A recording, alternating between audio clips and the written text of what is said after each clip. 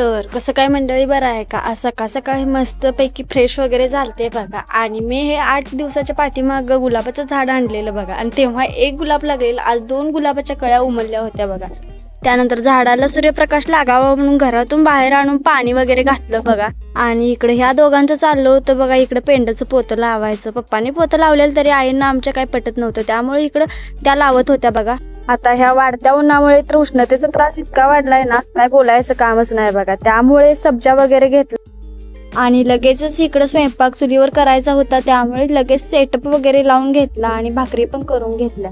भाकरी होत्यात का नाही तोपर्यंत इकडं मसूर डाळीचा तडका करायचा होता बघा, त्यामुळे डाळ वगैरे शिजत घातली. त्यानंतर माझं एक आज पार्सल आलं होतं बघा, आणि त्याचं अनबॉक्सिंग करताना आमचं साहेब अचानकच आलं आणि त्यांचा ओरडा पोटभर खाऊन त्यांच्याकडूनच जोडून वगैरे घेतलं. तर असा होता माझा आजचा दिवस. भेटूया नेक्स्ट व्लॉग मध्ये. Bye bye.